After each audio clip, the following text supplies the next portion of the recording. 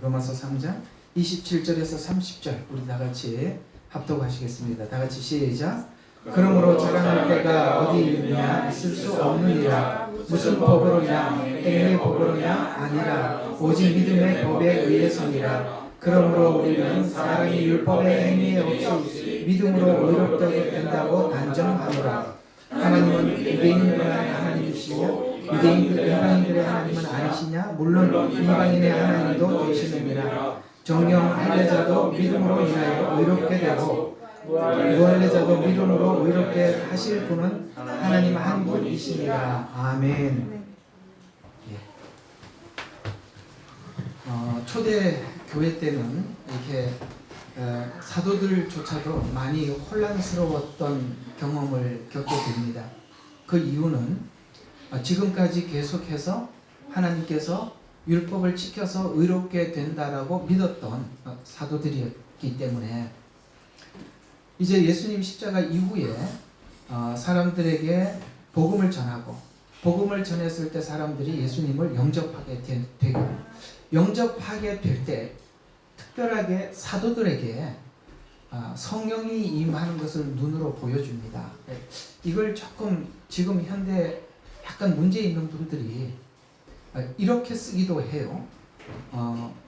사도들의 눈에는 성령이 임하는 것을 하나님께서 의도적으로 보여줬습니다. 지금 그걸 보여주는 것은 아니거든요. 이게 지금 굉장히 오해가 되고 있는 부분이라서 어떤 분은 자기에게 와야만이 세마포 옷을 입힐 수 있다라고 이렇게 이야기를 하시는 분들도 이번에 한국에 가니까 참 이상한 분들이 많이 생겨나고 있는 것 같아요. 세상이 참 이상하다 보니까 정말 이상한 이야기들이 사람들에게 알려지고 또 세마포 옷을 입었을까 안 입었을까 마음에 두려움이 있는 분들은 또 그 교회에 가서 그 교회를 가야 세마포 옷을 입을 수 있다고 하니까 또 그 교회를 가시는 이런 괴이한 현상들이 일어나고 있더라고요. 그러나 이 본질은 원래 사도들이 지금까지 이해하고 있었던 그런 개념으로부터 하나님께서 그 생각을 바꿔주기 위해서 그들에게 눈으로 확인시켜 준 것입니다.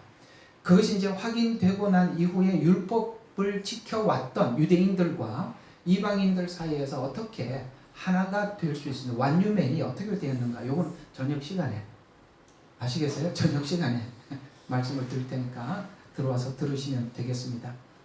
그래서 이제 예수님을 믿음으로 성령을 받게 되고 의롭게 된 것을 이제 사람들이 경험하게 됩니다.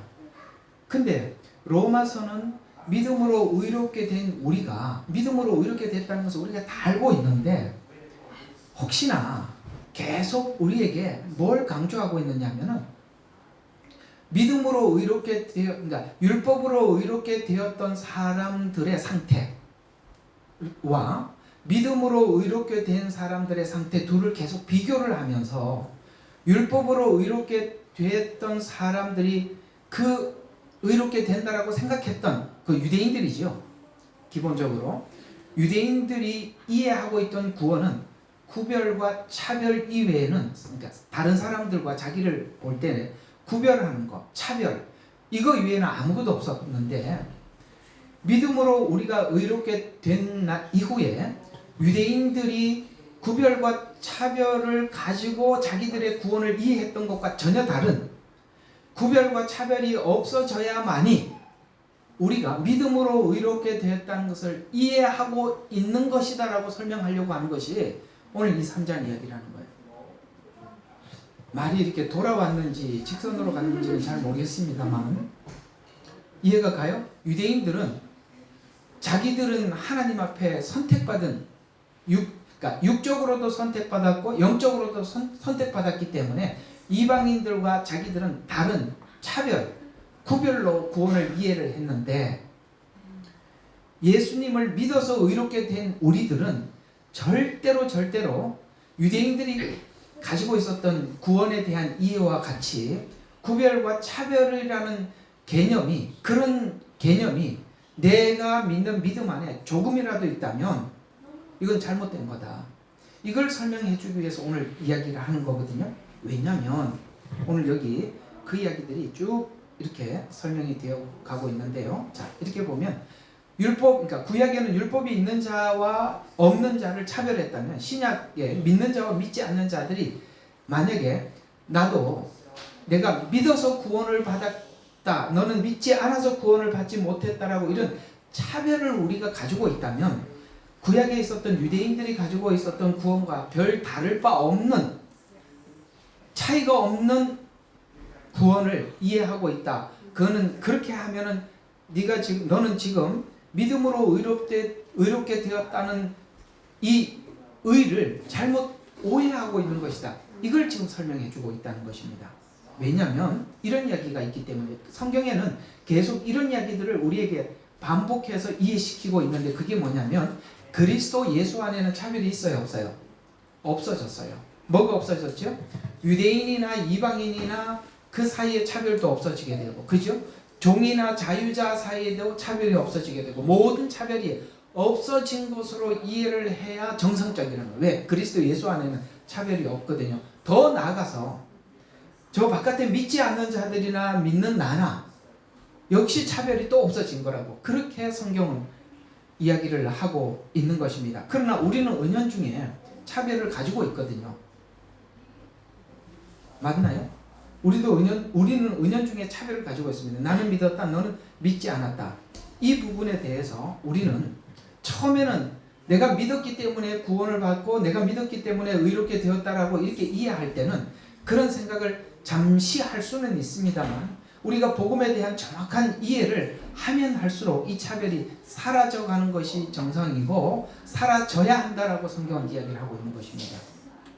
왜냐하면 그리스도 안에서는 차별이 없다라고 성경은 계속 말씀하고 있기 때문입니다. 자, 그러면 오늘 이 본문을 한번 잠깐 보시면 이런 말씀으로 연결이 되어 있기 때문에 그렇습니다. 우리 3장 21절 여기 한번, 그러나 이제는 이렇게 쭉 설명을 하고 있는데, 자, 여기 있는 이런 말들을 몇 가지 좀 한번 살펴보시죠. 어디를 보시냐면, 자, 12절, 3장 12절 한번 보십시오. 자, 모두가 탈선하여 함께 무익하게 되었으며, 그 다음에 선을 행하는 자 없으니 한 사람도 없다. 이 말은 어떤 이야기 뒤에 나온 거냐면, 이방인들은 당연히 하나님을 몰라서 선을 행하는 자 아무도 없다. 그건 당연한 일인데, 놀랍게도 유대인들은 율법을 가지고 율법을 지키며 하나님 앞에 의를 추구했지만 이들도 뭐라고요?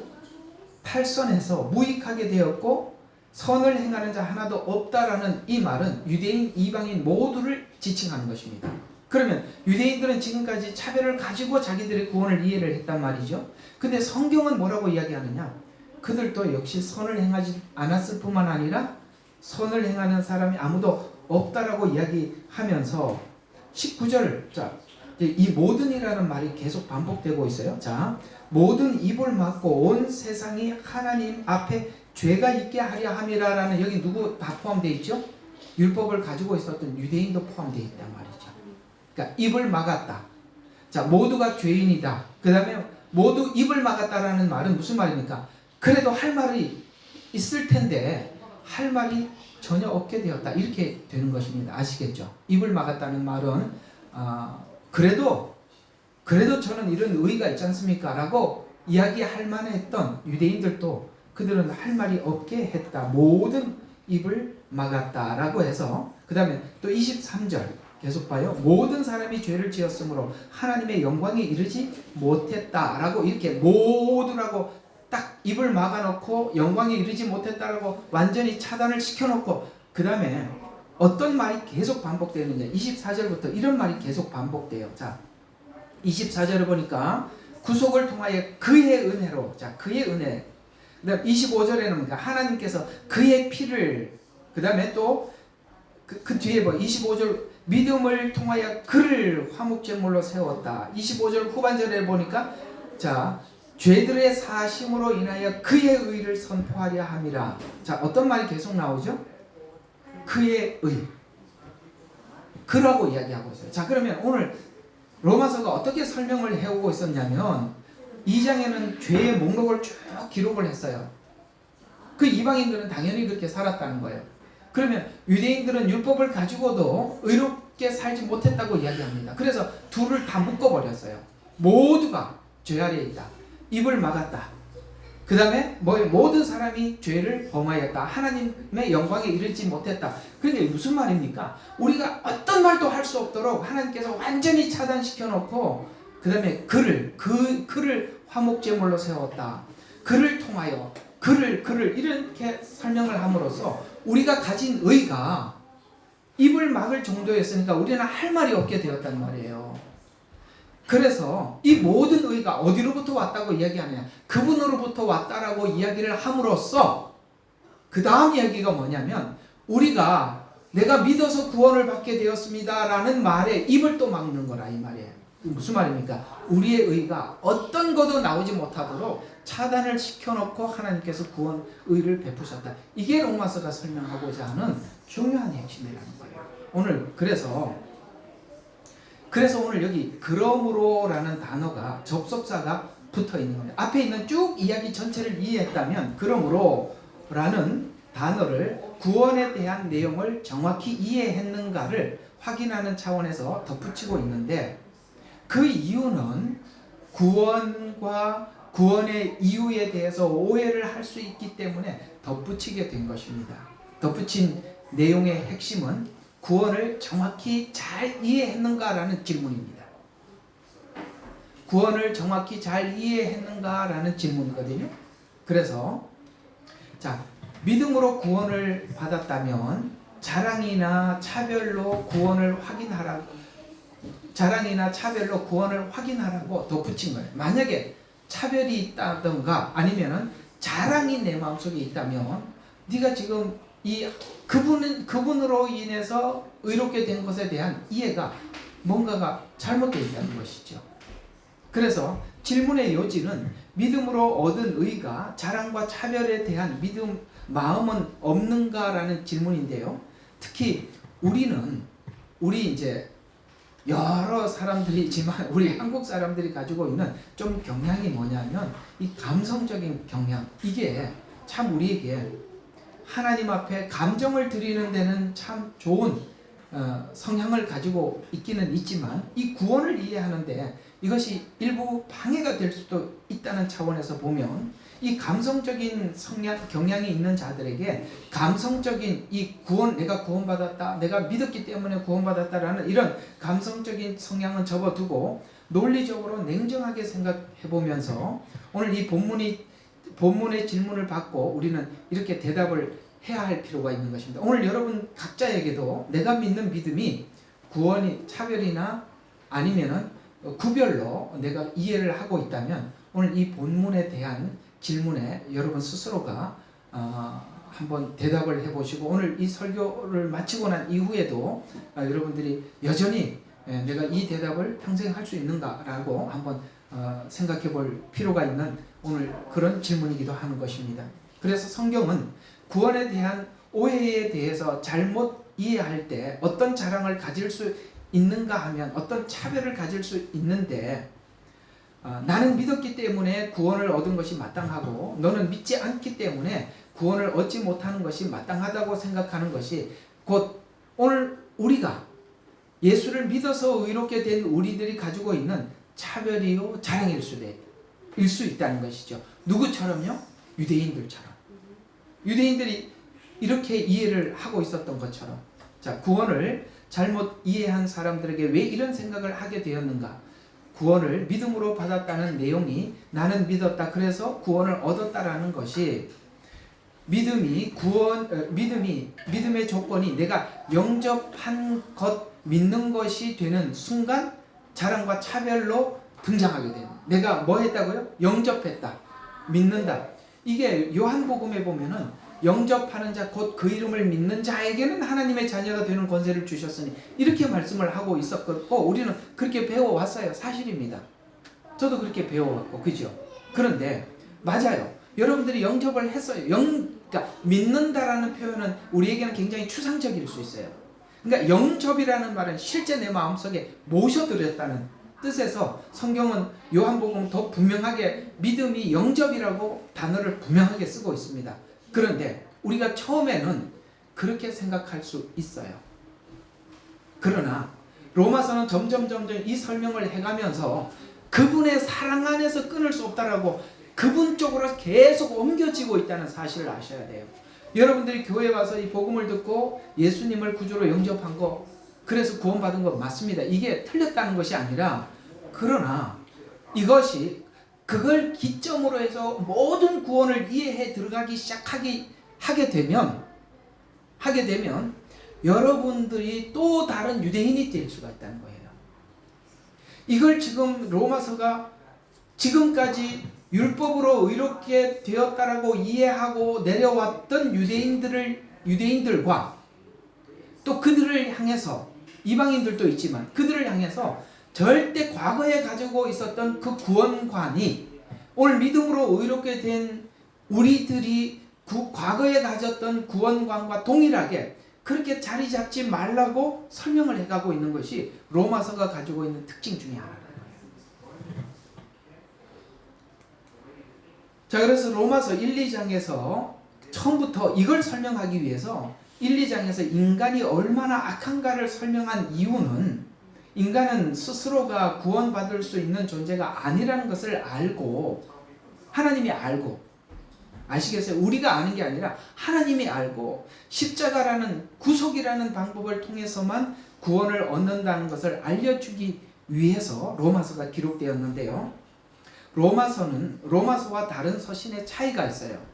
이게 어떤 차이가 있느냐면, 다른 서신은 이미 구원을 얻은 자들에게 기록한 서신이에요. 그런데 로마서가 다루고자 하는 것은 우리가 어떻게 구원이라는 복된 은혜를 받았는가. 왜냐하면 지금 어떤 교회의 소식을 듣고 그 교회의 문제를 해결하기 위해서 대부분 성경은 기록되었어요. 에베소, 골로새서, 고린도전후서, 이 모든 성경들은 이미 그 교회에 대한 소식을 듣고 전했지만, 로마는 아직 가지 않은 상태에서 이 서신을 기록함으로써 다른 개인적인 문제를 다루는 것이 아니라 단순히 오직 구원만 다루는 서신이 된, 이런 서신을 우리가 소유하고 이해하고 또 이렇게 배울 수 있다는 것에 대해서 참 감사한 일입니다. 한국 가서 똑같은 한국말을 쓰고 왔는데도 이 말이 잘 안 되는 이해가 가죠. 그래서 로마서가 주는 혜택은 우리 개인의 문제 쪽이 아니라 다른 문제를 다 접어두고 오직 구원에 관해서만 고민할 수 있도록, 그렇게 로마서는 깨끗하게 클리어하게 기록되었다는 것입니다. 그래서 설명하는 것에서 이 구원이 오직 은혜였다는 것을 전달하기 위해서 기록된 성경으로서 믿는 자에게 얻어진 의가 차별을 없애주었다라고 계속 우리에게 설명하고 설득해 가고 있다는 것입니다. 그래서 오늘 22절에 보면 하나님의 의가 라고 이야기하고 있습니다. 자, 이제는 아까 우리 의는 다 차단을 시켰다고 해서 우리 입까지 막았어요. 할 말이 없게 만들어 놨다고 말씀을 드렸어요. 그런데 하나님의 의가, 자, 여기 하나님의 의라는 말을 잘 기억해 주세요. 예수 그리스도를 믿음으로 모든 믿는 자와 모든 믿는 자에게 미치나니, 중요한 말을 하고 있죠. 지금까지 차별로 이해를 하고 있었지만 차별이 없느니라. 이게 그냥 쑥 들어간 말이 아니라 지금까지 구원과 율법을 가지고 구원을 받았다고 이해했던 사람들이 가지고 있었던 차별이 사라졌다는 거예요. 이해가 가요? 그래서 우리가 만약에 구원을 차별로 이해하고 있으면 우리는 저 믿지 않는 사람들을 향해서 정말 불쌍히 여기거나 선교지에 가거나 그들을 위해서 모든 것을 희생할 마음이 없어요. 왜? 나는 믿었기 때문에 이미 구원을 얻었고, 저에게 전해보니까 저는 악해서 예수님을 받아들이지 않아서 구원받지 못했으니까 하나님 앞에 심판받는 것은 당연하다라는 이런 차별이 우리 속에 뿌리 내리고 생기게 되어 있단 말이에요. 우리도 옛날에 하나님을 전혀 알지 못하고 로마서 1, 2장과 같은 똑같은 상태에서 하나님 앞에 나와서 구원을 받았기 때문에 우리가 생각해보면 전혀 하나님을 구하지도 않고 찾지도 않는 상태에서 하나님이 우리를 불러서 이렇게 구원의 영광을 주셨다면 아직도 저들을 향해서도 하나님이 손을 뻗치고 있을 것이고 저들도 하나님께서 구원하기 위해서 하나님 간절한 마음을 가지고 있을 것이다. 그러므로 나와 저들은 차이가 없고 우리도 그들을 향해서 손을 내밀러 갈 수밖에 없다라는 마음을 차별을 가진 사람은 못한다 이 말이에요. 이제 조금 더 눈이 밝아졌습니까? 오늘 어려운 이야기에 접근을 했지만 이 부분은 우리에게 너무나도 중요한 단서를 제공해주고 있고 세상을 보는 시선을 바꾸고 있다는 사실을 기억하셔야 하는 것입니다. 저와 여러분도 구원 얻을 만한 아무런 근거가 없었습니다.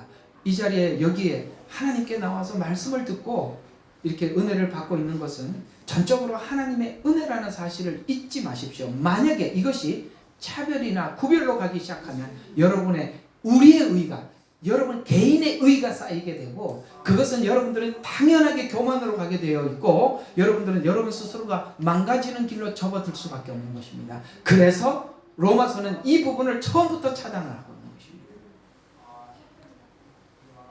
성경은 냉정하게 이야기하고 있어요. 차별이 없는 이라고 이야기하는 것을 이 말이 여러분 처음에는 작게 들릴 수 있어요. 그러나 이 말이 점점 커져야 하는 것입니다. 기억해 두세요. 차별이 없습니다. 모든 자에게 미치나니라는 이 말은 여기 있는 모든 자는 여기 앞에 있던 유대인들뿐만 아니라 하나님을 알지 못했던 그 이방인 전체를 이야기하는 것입니다. 그래서 이어서 24절에 보니까 구속으로 말미암아 그 은혜로 값없이 얻었다라고 해요. 구속으로 얻었다라고 표현함으로써 이 구속이라는 말이 뜻하는 것은 우리의 조건이 아니라는 뜻이 담겨 있습니다. 우리 조건이 아니라는 말 속에는 우리 믿음도 들어가 있지 않고 어떤 것도 들어가 있지 않다는 것입니다. 그래서 구속이란 하나님 방법으로 라는 말의 뜻인데요. 27절에 보니까 그런 즉 자랑할 때가 구속으로 얻었으니까 자랑할 때가 어디 있느냐? 행위의 법으로냐? 아니라 오직 믿음의 법에 의해서니라. 이 말은 내가 행위로 구원을 받지 못했다도 있지만 믿고 난 이후에 우리의 의가 행위에서 바르게 되었다 하더라도 세워졌다 하더라도 뭐가 없어요? 자랑할 것이 없다는 거예요. 그러니까 하나님께서 처음에 구원을 얻은 구원에서도 자랑을 끊어놓았고 우리가 그리스도를 닮는 과정 속에서 성숙해서 성화되었더라도 그 성화가 하나님 앞에 자랑할 것이 없도록 끊어놓은 것이 뭐라고요? 우리가 받은 구원에 대한 분명한 이해다. 만약에 여러분들이 이렇게 구원을 이해하고 오셨다면 여러분들은 성경이 말하는 구속으로 구원을 받았다는 말을 정확히 이해를 하고 있는 것이며 만약에 그렇지 않고 여러분들이 뭔가 변화되고 하나님 앞에 새롭게 된 어떤 것이 하나님 앞에 자랑으로 자꾸 쌓이고 있다면 여러분들이 구속으로 구원을 받았다는 말에 대한 이해를 가지고 믿음을 이해하고 있는 것이 아니라 믿음 더하기 행위가 되어서 어쩌면 이 믿음 더하기 행위 중에 행위가 점점 우리에게 더 커짐으로 인해서 여러분 점점 하나님으로부터 멀어져 간다는 사실을 기억하셔야 돼요. 참 우리에게 매정한 이야기 같지만 필연적으로 이해해야 될 구원의 이야기입니다. 왜 우리는 예수를 믿으면서도 오랫동안 예수를 믿으면 세월이 흐를수록 우리는 변질되어 갈까요? 바로 이 구속으로 구원을 얻었음에 대한 이해가 늘 부족하고 그것이 사라져가기 때문에 그런 것입니다. 그래서 어느 날 우리가 이런 내 자신을 보게 됩니다. 그 유대인들이 하나님 앞에 율법을 지키면서 자랑하고 마치 이방인들은 개 취급하듯이 그렇게 하는 그 모습이 내 속에 보인다는 게 이상하지 않았습니까? 이 뭐 딴 세계에서 온 사람들인가? 맞아요, 안 맞아요? 이상하게 그런 게 쌓여가고 있는 게 이상하지 않았어요? 뭔가가 그런 게 우리에게 쌓여간단 말이에요. 조금 더 새로워지고 조금 더 변화되고 하나님 앞에 내가 뭔가 과거의 생활을 청산하고 새로워지고 나면 이상하게 내 마음속에 이 교만한 마음, 유대인들이 가졌던 그런 마음들이 내 안에 싹 트어올라오고 있다는 것은 십자가의 은혜로 그분에 의해서 우리가 구원받았다는 이 것이 우리가 조금씩 잊혀져 갈 때 우리는 그렇게 되어 갈 수 있다는 것입니다. 그래서 믿음으로 말미암아라는 믿음의 이해가 하나님의 거룩을 따름으로 가야 하는 것입니다. 이 믿음이 거룩으로 가야 하는 것이 구원이라고 하는데 그것을 보고 이제 다음 주에 그 다음 절에서 이야기하겠지만 율법의 완성이라고 이야기를 하는 것입니다.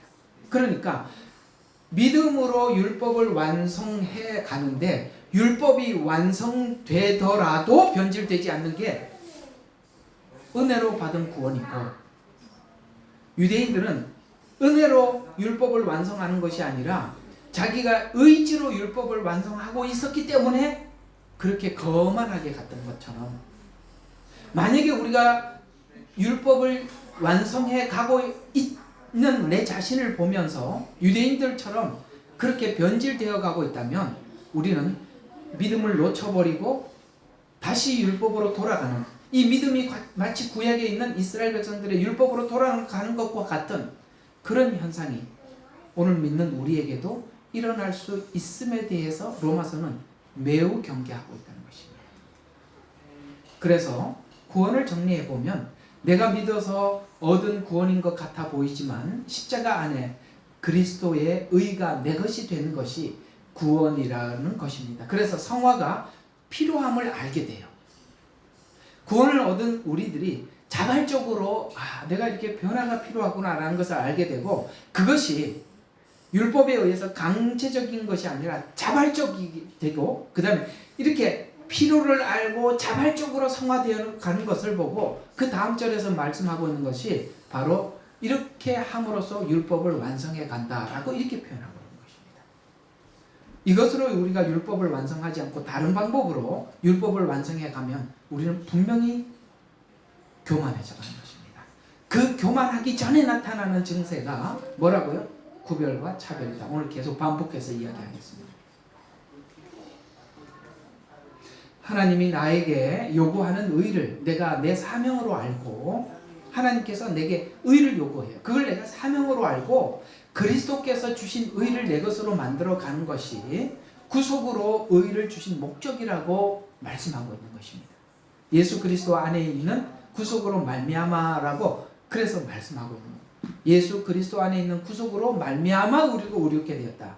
그래서 예수 그리스도 안에 있는 구속이라는 말이 가장 중요하게 믿음을 이해하는 것에서 우리 마음속에 자리 잡아야 하는 것입니다. 따라서 그리스도를 믿었다는 것은 조건이 아니라 율법이라는 방법이 아닌 믿음이라는 방법을 하나님께서 제시하셨어요. 그러니까 구약에서는 율법이라는 방법을 제시하셨지만은 신약에 와서는 믿음이라는 방법을 우리에게 제시하셨습니다. 왜? 받아도 변질되지 말라고, 받아도 유대인처럼 되돌아가지 말라고 이렇게 제시하신 것입니다. 더욱 우리의 믿음이 자랑이나 조건이 되지 않는 근거는 믿는 과정에서 보듯이, 우리가 믿는 과정에서도 보듯이 하나님이 보낸 자를 통해서 듣고 들은 것을 믿게 되었다. 우리 로마서에서 말씀하고 있죠. 하나님께서 아름다운 발들을 보내서 복음을 전하게 했고, 전한 자들을 통해서 우리가 듣게 했고, 들어서 믿게 했고, 이 모든 과정들을 봐라. 이해가 가시죠? 내가 믿었다는 것도 신기하고, 그 믿었다는 것을 역으로 추적해보면 내가 그 사람이 나에게 한 말을 내가 믿었다라는 거 이렇게만 이해를 했는데, 거꾸로 추적을 해보니까 하나님이 보냈고 내가 들었는데 똑같이 여럿이 5명이 들었는데 나만 믿었다. 예를 들어서 그렇다고 보자고요. 그것도 내가 특별한 것이 아니라 그게 하나님의 은혜였다. 그러니까 믿는 과정도 그랬고 믿는 것도 그랬고 이 모든 것이 다 하나님의 은혜라고 계속 우리에게 말씀하고 있는데, 이걸 제대로 이해를 하지 못하면 우리는 구약에 있는 유대인들과 별 다를 바 없는 잘못된 구속이 아닌 내가 믿음으로 구원을 받았다라는 내가 주체가 내가 돼버리고 만다 이 말입니다. 이 방식으로 구원하신 이유는 믿는 믿음이 내가 이해했던 이해를 믿음이라고 표현하지 않고 성령께서 귀를 열어주셨다는 것으로 믿는 과정에 개입하셨다고 말씀하고 있기 때문입니다. 성도가 믿는 초기에는 믿어서 구원을 얻었다고 생각할 수 있어요. 그러나 로마서는 구원의 전 과정에서 내가 믿어서라는 과정이 하나님의 섭리 안에서 어떻게 들어오게 되었는가를 설명하면서 너의 현재 믿음이 결코 자랑으로 꺼내놓을 수 없는 것이라고 설명하고 있습니다. 내가 그리스도를 믿었다, 분별했다로 들어가면 바로 자랑과 비교로 하게 되는 것인데 원어로 구원에 대한 표현을 그리스도께서 나를 꺼내주셨다라고 표현하고 있어요. 내가 믿는 믿음 자체를 의로 정하지 말아야 한다는 그리스도께서 나를 꺼내주셨다. 그래서 우리는 처음에는 내가 믿었다라고 이해를 하는데 참 세월이 흐르면 흐를수록 이 믿음의 과정들을 보면 신비 중에 신비예요. 이거는 창조의 신비보다 더 놀라운 신비예요. 내가 주님 앞에 나온 것, 믿은 것. 그렇죠? 그런 신비입니다. 믿음의 의가 아니라 예수 그리스도가 의가 되어야 한다. 그래서 믿음의 의는 예수 그리스도인지 믿음의 의가 되어서는 안 된다라고 말씀하고 있습니다. 로마서는 이 내용을 매우 비중 있게 다루고 있으며 우리에게 설득하고 있는데 또 이 내용을 설명하기 위해서 긴 시간 설명해 가고 있는 중입니다. 그리스도를 믿음의 중앙에 두면 자랑과 차별이 없게 되는데 내가 믿는 믿음을 내 믿음을 중앙에 두면 자랑과 차별로 간다.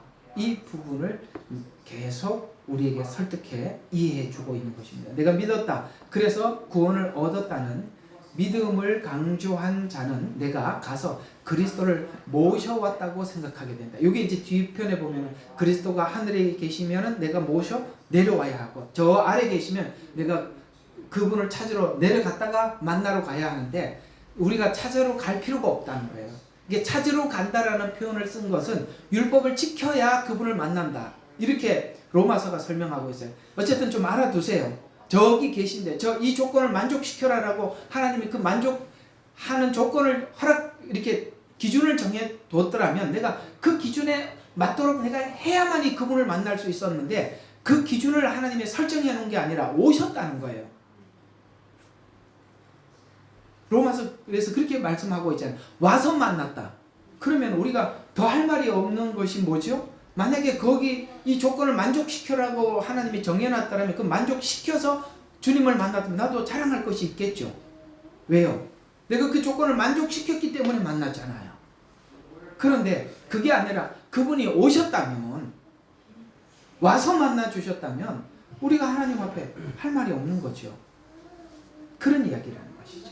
그래서 이 말이 그 말이에요. 그리스도를 믿음의 중앙에 두고 믿음을 주님이 하셨다라는 그걸 그리스도를 중앙에 두고 믿음을 이해하면 자랑과 차별이 없어지는데 내가 믿었다라는 건 믿음을 중앙에 두면 자랑과 차별이 된다. 이걸 설명하기 위해서 로마서 한번 봐봐요. 자, 4장에 들어가서 누구 이야기를 끄집어내죠? 아브라함 이야기를 끄집어내죠. 이제 이걸 아브라함 이야기를 쭉 설명을 듣고 나면 완전히 소화가 돼요. 근데 이 아브라함 이야기 이제 4장에 들어가면 여러분들과 긴 이야기를 한번 나눌 텐데 참 제가 이렇게 설교를 할 때마다 항상 좀 뭔가 좀 비참함을 느끼는 게 뭐냐면 꼭 이게 잘못 지금까지 설명해왔던 이야기를 교정을 해야 하는 게 꼭 누구를 공격하는 것 같이 느껴져서 제 설교가 항상 마음이 좀 찜찜한 게 뭐냐면 아브라함은 이미 사람들 마음속에 영웅이 되어 있단 말이에요. 여러분, 아브라함은 영웅이 아니에요.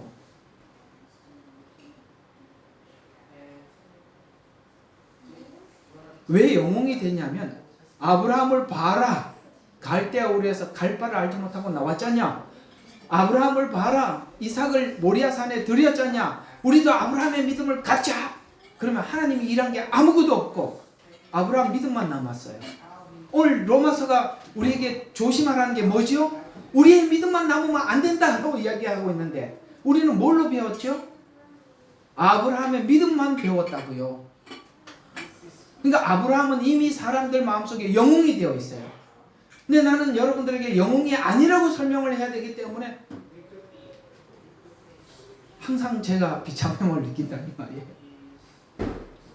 아브라함 이야기 쭉 듣다가 보면 아브라함이 믿음이 있는 사람이 아니라 하나님은 아브라함에게 믿음을 이렇게 주시고 저렇게 주셨다고 평생에 아브라함에게 믿음을 주신 이야기를 하고 있는데 하나님이 주셨던 사건은 다 빼버리고 아브라함 믿음이 좋았기 때문에 거기까지 갔다고 이야기하는데 아니요. 아브라함 일대기를 자세히 보세요. 전혀 그렇지 않습니다. 틀이 깨져야 돼요. 아브라함은 영웅이 아니에요. 아시겠습니까? 여러분들도 여러분 개개인의 믿음이 아브라함보다 훨씬 나은 믿음이 많아요. 영웅이 아니라고 성경은 설명을 해가고 있습니다. 4장에 가서 이 이야기는 깊이 다뤄보도록 하겠습니다. 이 믿음의 성장하는 과정이 아브라함이 하나님께서 아브라함을 찾아가서 뭐라고 했어요? 내가 지시하는 땅으로 가라. 찾아가서 말했죠. 아브라함이 찾지 않았잖아요. 그리고 아브라함이 하나님을 찾을 쯤 그 당시 12장부터 아브라함 이야기가 나오는데 11장 후반부는 바벨탑 사건이에요. 여러분 아무도 하나님을 찾지 않았어요. 인본주의가 완전히 장성한 그 자리에 아무도 하나님을 구하지도 않은 그곳에서 하나님께서 아브라함에게 찾아가셔서 말씀하셨어요. 그리고 아브라함이 했던 것은 그 하나님의 요구에 딱 한 번 반응한 거. 뭐죠? 갈대아우르에서 나온 게 전부예요. 그리고 가나안 땅에 들어가고 그 땅에서 하나님께서 있으라는 그 땅에 있은 것이 아니라 기근이 드니까 자연스럽게 어디로 갑니까? 예, 내려가서 바로에게 사라를 뺏기고 돌아갔습니다. 이해가 가세요? 그는 믿음의 영웅이 아니에요. 하나님께서 그가 실패할 때마다 하나님 되심을 계속 보여주시는 바람에 그는 자기의 실패를 통해서 하나님을 더 경험하는 거예요. 이걸 아셔야 돼요. 믿음이 계속 우리가 성공하면 하나님을 보지 못해요. 하나님은 더 많이 우리에게 믿음을 주실 때는 실패를 통해서 믿음을 주시는 거예요. 이해가 가세요? 그걸 계속 눈으로 확인해서 마지막에 하나님이 어떤 분인지 완전히 알게 됩니다. 그게 죽음과 부활의 주님이십니다. 그게 바로 모리아 사건입니다. 이런 믿음들이 여러분들이 예수 안에 죽으면 예수 안에 산다는 것이 여러분이 한순간에 배워지는 것이 아니에요. 여러분의 일생을 통해서 계속 배우고 그 믿음이 채워지고 있는 과정 속에 있는 것입니다. 그렇다면 그렇게 생긴 믿음이라면 자랑할 게 있어요, 없어요? 없어야 정상인데 왜 우리는 자랑이 되었느냐? 뭔가 복음과 어긋난 믿음을 가지고 있다는 거예요. 그래서 오늘 이제 이 말 눈에 들어오시죠? 내가 믿었다, 그래서 구원을 얻었다는 믿음을 강조하는 자는 내가 가서 그리스도를 모셔왔다라고 생각을 하는 것과 같은 것입니다. 오랫동안 구원은 이렇게 아까 말씀드린 것이 그렇게 설명되어 왔어요. 그저 믿으면 구원을 받고 영생을 얻으며 영생은 영원하다. 이것이 가장 기본적으로 이해했던 설명이고 우리가 그렇게 배워왔어요. 그러나 로마서의 설명은 죄인 중에 죄인이며 약속도 언약도 없던 우리를 하나님께서 찾아와서 구원했다. 그리고 하나님의 자녀 삼았다. 이렇게 설명해 가고 있어요. 그래서 둘을 설명하는 차이는 구원의 출발을 나로부터, 나 자신으로부터 접근하는 것과 하나님으로부터 출발하는 것으로 접근하는 차이라는 것이죠. 여러분들은 처음에는 우리가 구원을 나로부터 출발할 수 있어요. 그러나 세월이 지나면 지날수록 하나님은 그것이 하나님으로부터 왔다고 설명을 하고 있는 것입니다. 이 지점이 어떤 지점이냐? 신앙의 철이 드는 지점이에요. 신앙의 철이 드는 지점. 언제 시온이 한글을 가르치는데 이렇게 잘 따라하고 잘 배우더라고요. 그래서 야, 너 정말 언제부터 이렇게 잘했냐. 원래 태어날 때부터 잘했대. 원래 우리가 구원을 그렇게 처음에는 이해하는 거예요. 원래 난 똑똑해서 똑같이 배웠는데 쟤는 지금도 안 믿지만 나는 내가 그걸 얼마나 똑똑하냐. 이렇게 이해하는 거 이해가 갑니다. 그러나 성경은 이걸 자꾸 로마서는 이걸 교정하는 게 여기 포커스가 맞춰져 있다는 거예요. 그게 아니라고. 그래서 출발을 나 자신으로 보느냐 하나님으로 보느냐. 세월이 지나서 내가 이렇게 된 것은 하나님의 은혜로, 나의 나 된 것은 하나님의 은혜로라. 이 지점에 갈 때 이제는 이 구원이라는 것이 다시 이해되어서 하나님 그렇습니다. 바로 이 모든 것은 하나님으로부터 온 것입니다 라고 할 때 우리는 사람들과 내가 아무리 성숙해 있더라도 낮아질 수 있고, 이걸 빌립보서에서 이렇게 말씀하고 있는 거예요. 내가 높은 곳에 처할 줄도 알고 낮은 곳에. 왜요? 차별이 없잖아요. 높은 곳에 올라가면 높이 올라갔다는 차별 때문에 교만해질 거고, 낮은 곳에 처해져 있으면 나는 왜 이렇게 비참할까 라고 내가 비참해지겠지만, 오늘 여기 바울이 끝까지 하나님과 더불어 살았을 때 자기에게 찾아온 신앙의 정점이 어디였다고요? 내가 높은 곳에 처할 줄도 알고 낮은 곳에 처할 줄도 알고, 주신 것을 누릴 줄도 알고, 하나님이 가지고 가면 다 가지고 가면 뭡니까? 빼앗긴 곳에서. 그래서 내게 능력 주시는 자 안에서 모든 것을 할 수 있다는 것을 주님께서 내게 공급하시는 것이 만족한다. 내가 바깥에 있는 어떤 조건에 의해서 내 마음이 움직이지 않는다. 그게 믿음이에요. 그게 차별이 없어진 상태에서 복음을 이해했을 때 그 자리로 가는 거고, 우리가 그 부분에 대한 이해가 없이 가면 주면 교만해지고 없으면 비참해지는 것입니다. 차별이 무슨 뜻인지 아시겠습니까? 이건 단순히 그냥 믿는다 안 믿는다 이런 차별이 아니라 여러분이 신앙이 자라는 과정 속에서 엄청난 충격을 줄 수 있고 변질을 줄 수 있다는 것을 기억하셔야 됩니다. 그래서 처음에는 나 자신으로 이해할 수 있지만 반드시 하나님으로 가야 한다. 그 이유는 성경이 이렇게 설명해 가고 있기 때문입니다. 과거 상태가 악의 영, 정욕의 죄들, 진노의 자녀 상태에서 나왔다. 완전히 악한 영, 정욕, 죄들, 진노의 상태. 이게 로마서 2장에서 설명한 것을 에베소서에는 이렇게 이야기하고 있어요. 에베소서 2장 1절과 3절에 허물과 죄로 죽었던 우리를 그가 살렸다. 자, 여기서 중요한 말이, 요런 거를 저 빨간색을 칠해놔야 되는데, 그죠? 죽었던. 이거 뭐죠? 죽었던. 여러분들이 조금 살아있는 상태에서 눈을 뜬 게 아니라 죽은 상태. 여러분, 죽은 사람한테 말을 하면 알아들어요? 일어나면 벌떡 일어나요? 아무도 못해요. 우리가 아무것도 할 수 없는 상태에서 주님이 찾아오셔서 우리를 일으켰다고, 죽었던이라고 과거 상태를 분명히 그렇게 말하고 있어요. 죽었던 우리를 그가, 아시겠어요? 그분이 살렸다는 거예요. 그래서 전에는 너희가 그것들 가운데 세상 풍조를 따르고. 왜요? 이게 무슨 뜻이냐? 사단이 만든 문화 아래서 죄를 전혀 인식하지 못하고 공순 권세 잡은 자, 통치자, 곧 불순종의 자녀 안에서 역사하는 영을 따라 행하였으니 그들 가운데서 우리 모두가 이전에는 우리 육신의 정욕들 가운데서 행하였으며 육신과 마음의 욕망들을 이루어 다른 자들과 함께 본래 진노의 자녀 상태에서, 그래서 국률에 풍성하신 허물로 죽었던 우리를 은혜로 구원을 얻은 것이라. 이게 무슨 말이냐면 완전히 죽어있는 진노. 근데 이게 죽어있는 상태에서 죽은 걸로 끝나면 아무 문제가 없는데, 문제는 하나님의 자녀인데 무슨 진노의, 본질상 진노의 자녀예요. 그러니까 이 상태로 그대로 두면 뭐밖에 없어요? 지옥불에 들어갈 수밖에 없는데 그것조차도 인식하지 못한 그런 상태에서 본질상 진노의 자녀였고, 그런데 이 상태에서 뭐가 작동을 했냐면 긍휼이 풍성하신 하나님의 은혜만 작동을 했다는 거예요.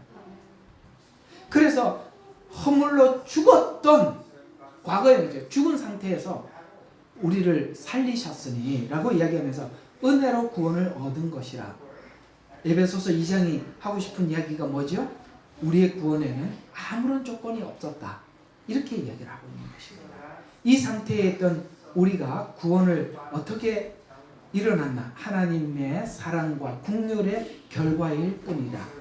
하나님이 개입하셔서 일어난 반전이 구원이다 라고 말씀하고 있습니다. 그래서 에베소서 2장 4절에 보니까 그러나 자비가 풍성하신 하나님께서 우리를 사랑하시는 그의 큰 사랑으로 인하여 왜 이런 방식으로 구원해야 하는가? 에베소서 2장 8절과 9절에 보면 너희가 그 은혜로 믿음으로 구원을 얻은 것이 아니라 믿음으로 구원을 얻은 것이라. 그것은 하나님의 선물이라. 행위에서 난 것이 아니므로 누구든지 자랑치 못하게 하려 함이라. 자, 여기 또 나왔죠? 자랑. 이것은 차별과 구별이 있을 때 많이 나오는 것입니다. 자랑이 차별을 만들게 됩니다. 자랑과 차별이 없어진 것을 믿음의 의라라고 이야기하는 것입니다. 유대인들이 오해하는 율법을 받은 것이 하나님의 특별한 사랑을 받은 증거라고 생각하는 것에서 차별이 생겼습니다. 다른 민족은 줘도 알아듣지 못하니까 안 줬다라고 유대인들은 그렇게 생각을 하고 있습니다. 그러나 하나님은 악인과 선인에게 하나님의 혜택인 햇빛과 비를 주신 것. 여러분 성경에 마태복음에 나오는 이야기죠. 햇빛과 비를 악인과 선인에게 골고루 주시나니. 이 말이 왜 나왔는 거죠? 지금 유대인들은 그렇게 생각을 한 거예요. 우리는 선인이기 때문에 햇빛을 주고 선인이기 때문에 비를 주셨다라고 이야기하는데, 우리가 하나님 관점에서 인간을 보니까 모두에게 하나님의 은혜를 베풀 수밖에 없었다. 여기에 누가 구별과 차별로 그렇게 이해할 수 있겠는가? 이런 이야기가 되는 것입니다. 하나님께서는 악인에게도 여전히 손을 뻗치고 계신다는 거. 그래서 악인과 선인에게도 여전히 하나님께서 구원의 기회를 주고 계신다는 것에 대해서 우리가 여러분들이 똑같이 그대로 이해를 하고 있는가? 예, 그렇습니다 라고 한다면 여러분들이 로마서대로 여러분들이 구원을 이해하는 것이고, 만약에 그렇지 않다면 잘못 이해하고 있는 것이다 라는 이야기입니다. 성경에서 믿음의 의를 얻은 성도에게 이토록 긴 시간 설명하면서 강조하고 푼 것은 구원이 오해되는 것입니다. 구원이 오해되면 하나님의 공로가 왜곡되죠. 율법이 차별로 가고 알미니안주의의 믿음은 자기 확신으로 가고, 예정은 구원의 목적인 성화가 사라지게 만들고, 이런 것들이 신학이 주는 부재다 이 말이에요. 알미니안주의가 오늘 여기 본문대로 이해를 하면 처음에는 이해가 되는 이야기예요. 받아들일 수 있는 이야기지만 이 알미니안주의로 계속 자기로부터 구원을 이해하기 시작하면 어떻게 돼요? 차별로 간다는 거예요. 나는 믿었다, 너는 안 믿었다. 예정이 또 약점이 뭐죠? 하나님이 나를 구원하셨기 때문에 나는 어떻게 살아도 구원받을 수 있어 라고 해서 성화가 무시되는 거예요. 어때요? 신학이라는 것이 우리가 어떤 부분에 약간의 도움을 받을 수는 있어요. 그렇죠? 이 알미니안이 약간의 도움을 줄 수는 있어요.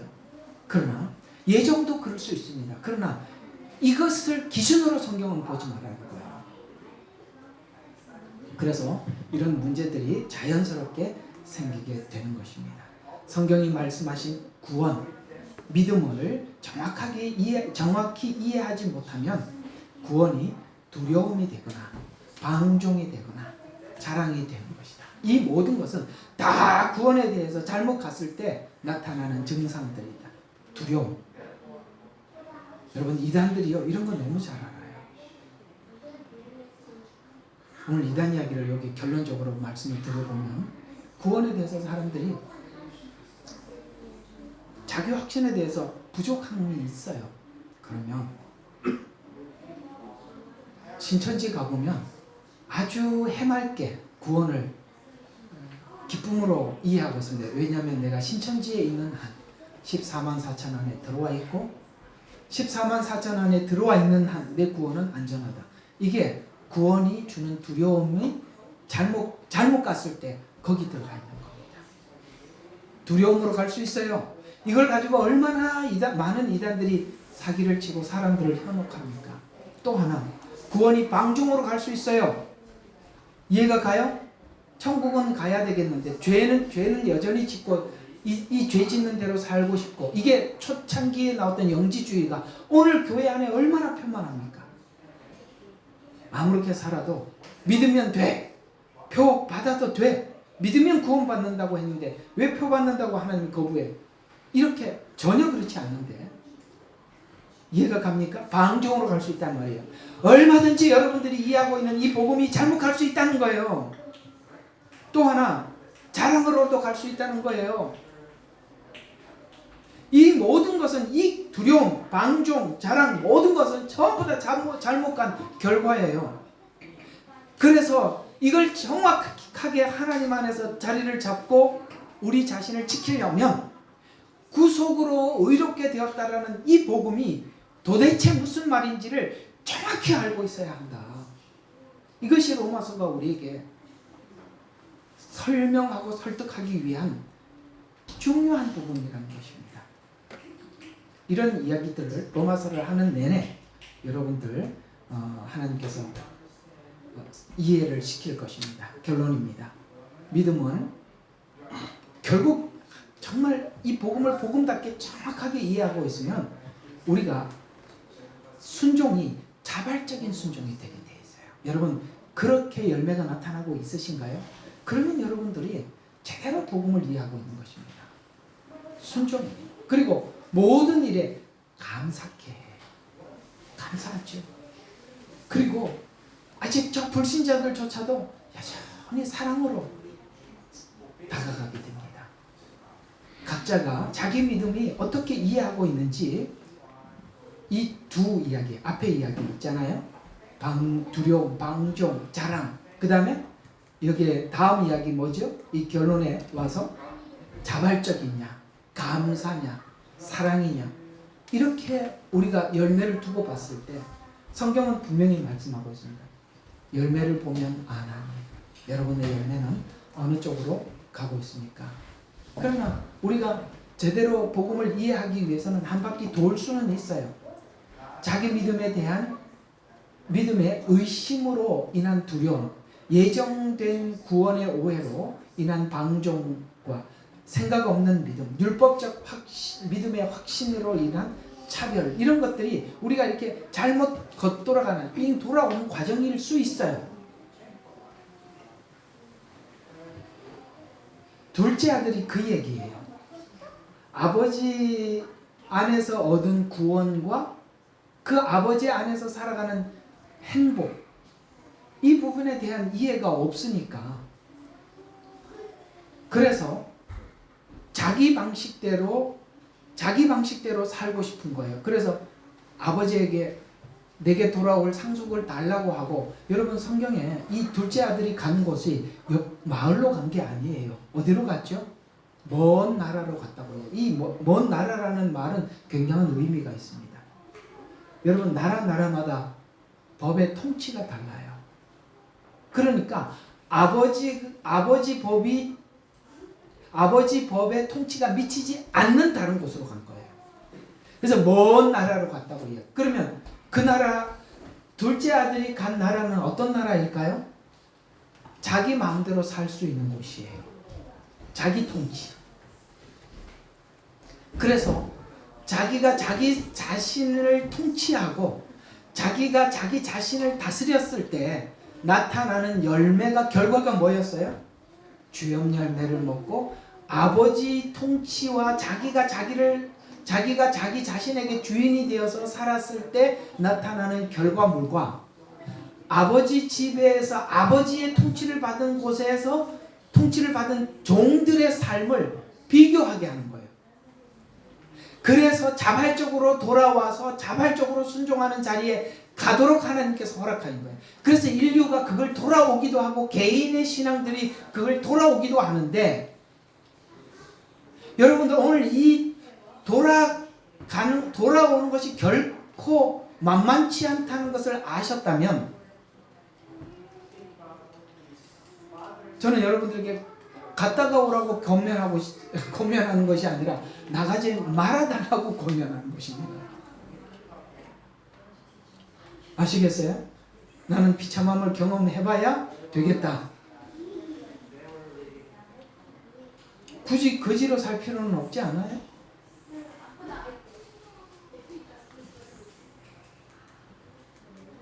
자, 그래서 이제 쭉 정리를 해보면 로마서가 주는 복음을 소화해야 돼요. 그러면 이거 복음을 소화하다 보면 쭉 끝으로 가다 보면 그분 안에서, 그분 사랑 안에서, 긍휼 안에서 이렇게 나왔다고, 우리가 구원을 받았다고 설명을 해 들어갔기 때문에 끝에 가서는 뭘로 이야기를 하느냐면 그분의 사랑 안에서 끊을 수 없다라고 이렇게 사랑으로 묶여 있음을 알고, 그분의 사랑. 그래서 사랑 안에서 끊을 수 없는 것과 같이 하나님이 사랑하신 과정과 의미를 마음에 두어서 자유와 순종, 자유의 순종. 순종은 자유가 기초가 된 거 맞죠? 순종은 자발적이니까 자유예요. 자유의 순종, 기대와 그 다음에 소망, 기대와 소망, 그 다음에 믿음의 역사를, 사랑에는 수고를, 소망에는 인내가 표현되는 믿음이 되시기를, 또 그렇게 되는 것이 마땅하다고 성경은 말씀하고 있는 것입니다. 오늘 이야기들을 좀 정리를 해볼게요. 사실은 이게 교회 안에서 성도들에게 잘 설명이 되어져야 하는 부분이기도 합니다만, 사실 이 부분을 성도들에게 이해시키고 설명을 해서 마음속에 간직하게 하는 건 쉬운 일은 아닌 건 맞아요.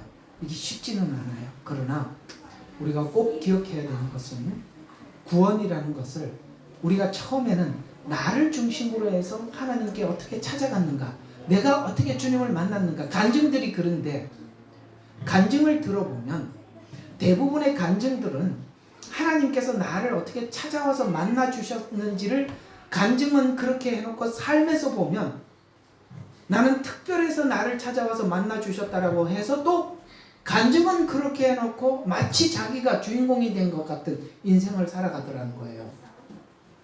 그러지 말라는 거예요. 평생 잊지 말라는 거예요. 주님이 나를 찾아와서 만나 주셨고 내가 새롭게 되었다는 것을 잊지 말면 여러분들이 주님 안에서 어떻게 새롭게 되었던, 어떻게 변화되었던 자랑할 것이 없는 자로 하나님 앞에 세워져서 살게 될 것이다 라고 성경은 말씀하고 있는 이 부분에 대해서 이렇게 큰 은혜가 되시기를 바랍니다. 이것이 어떻게 우리에게 율법을 완성케 하시는가는 다음 주에 다음 절을 그렇다면 이렇게, 그렇다면이라는 이 말, 우리가 믿음으로 율법을 폐하느냐, 결코 그럴 수 없느니라. 율법을 굳게 세운다. 어떻게? 자발적으로.